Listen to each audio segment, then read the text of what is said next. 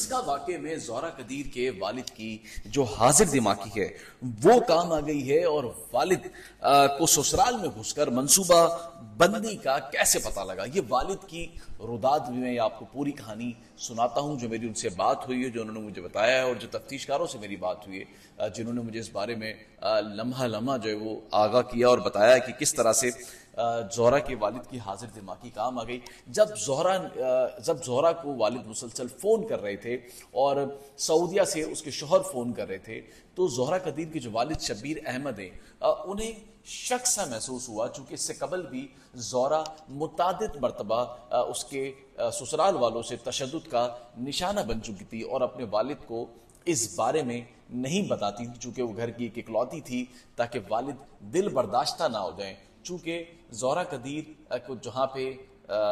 دیا گیا تھا، یعنی کہ جس کو سسرال تھا، وہ دونوں آپس میں رشتہ دار بھی تھے، لیکن اس کے باوجود اس رشتہ داری کا پاس نہ رکھا گیا، اور جو کہ شبیر احمد ہیں، جو یہ سسرال تھا، یہ اس کی سالی ہے جو کہ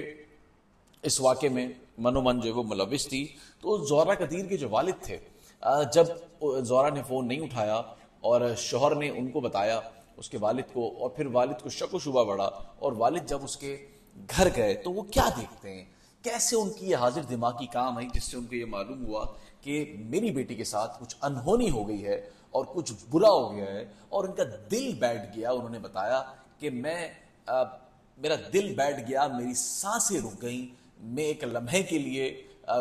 برا سا جو ہے وہ میرے خیالات آنے لگے کہ خدا نخواستہ میری بیٹی کے ساتھ انہوں نے کچھ غلط کر دیا ہے، اور یہ سوچ کر میرا دل اندر میں بیٹھتا گیا، اور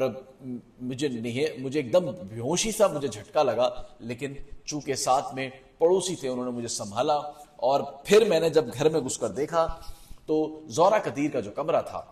وہ بکھرا ہوا تھا سامان سے، اور گھر میں زہرا آوازیں لگا رہا تھا، اور مجالے کسی نے مجھے بتایا کہ زہرا کہاں پر ہے، بلکہ میری سالی یعنی کہ سسرال والے میری زہرا قدیر کے، وہ یہ کہتے ہوئے مجھ پہ تانے کس رہے تھے کہ تمہاری بیٹی چور ہے، اور گھر سے سامان اور سونا، نقدی، کیش سب جو ہے وہ چوری کر کے یہاں سے چلے گئی، اور ہم اس کے خلاف مقدمہ درج کرائیں گے۔ لیکن انتہائی جو ایک اس وقت جو اہم پہلو ہے، یعنی کہ اگر تو کوئی شخص گھر میں موجود نہیں ہے تو یقیناً اس کی باقیات بھی موجود نہیں ہونی چاہیے۔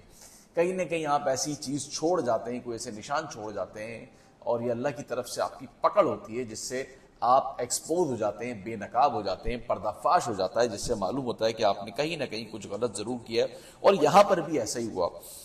بیٹی کو تو ٹھکانے لگا دیا لیکن بیٹے کو ٹھکانے نہیں لگایا، یعنی کہ 2.5 سال کا بیٹا بال جو وہ بچ گیا۔ جیسے ہی والد گھر پہنچے اور انہوں نے پورا گھر چھانا تو ان کو اس کا 2.5 سال کا بیٹا وہاں پر بیٹھا ہوا ملا، وہ بھی سہما ہوا بیٹا تھا۔ کئی گھنٹے تک اس نے اپنی ماں کی شکل نہیں دیکھی تھی، 2.5 سال کا بچہ، دودھ پیتا بچہ تھا، اور والد نے کہا جب میں نے اسے دیکھا تو وہ اتنا سہما ہوا تھا، میں نے اسے ہاتھ میں لیا اور اس کو بہلایا، لیکن بچے نے رونا شروع کر دیا اور بلک بلک کر جو ہے وہ روتا رہا، لیکن میں زورا آوازیں لگاتا رہا کہ شاید جو ہے وہ اس کے زہرا آئے گی اور یہ اس کو دیکھ کر چپ ہو جائے گا۔ پھر والد نے کہا کہ میں نے جو ہے وہ بچہ جو ہے وہ ان کے حوالے کر دیا، جبکہ وہ مجھے تانے کس رہے تھے اور میری بیٹی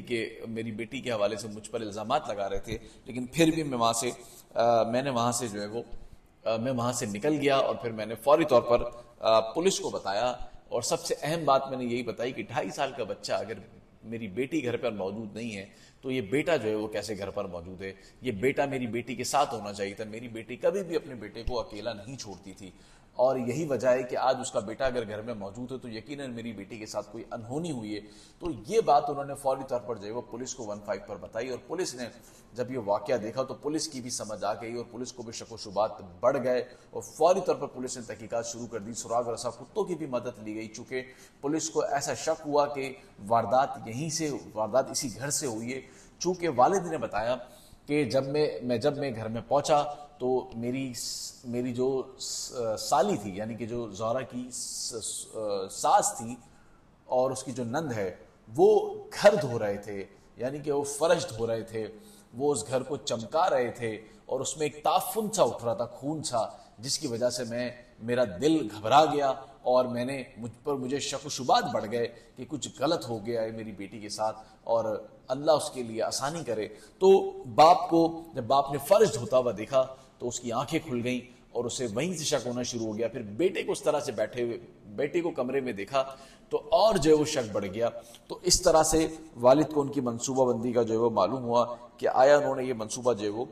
کیسے بنایا۔ اور حاضر دماغی بعض اوقات اللہ آپ کے دل میں ڈال دیتا ہے تو آپ کو معلوم ہو جاتا ہے کہ سامنے والے کے ارادے کیا ہیں، تو آپ اس سے محتاط رہتے ہیں، احتیاط کرتے ہیں۔ اور یہاں پر بھی اسی طرح کی جو ہے وہ صورتحال ہم نے دیکھی کہ یہاں پر بھی ہم نے یہی صورتحال دیکھی کہ والد کی حاضر دماغی سے معلوم ہو گیا کہ یہ واقعہ جو سسرال والے ان کی جانب سے ہی کیا گیا ہے، لیکن چونکہ بہت ساری چیزیں تفتیش میں آگے چل کر معلوم ہوئی ہیں، وہ میں آپ کو اگلے ویلاگ میں ضرور بتاؤں گا کہ آیا وہ کون سے اہم راز ہیں جس پر سسرال والوں نے جو اپنی ریمانڈ کے دوران پولیس کو بتایا کہ انہوں نے کس طرح صفاقی سے اور بے دردی سے اس ننھی زہرا کا جو ہے وہ قتل کیا۔ نہ ہی اس کا قتل کیا بلکہ اس کے پیٹ میں موجود ایک نو مولود بچے جس نے ابھی دنیا میں جنم بھی نہیں لیا تھا، اس فرشتہ صفت بچے کو بھی خاک میں ملا دیا۔ اتنی بے رحمی سے اس کو قتل کیا کہ اس طرح کا دوسرا واقعہ نہیں ملتا کہ اتنے ٹکڑے اس کی لاش کے ان ظالموں نے کیے ہیں۔ اب کیس عدالت میں چل رہا ہے، اگلے ویلاگ میں بتاؤں گا کہ اس میں مزید اہم انکشافات کیا ہیں۔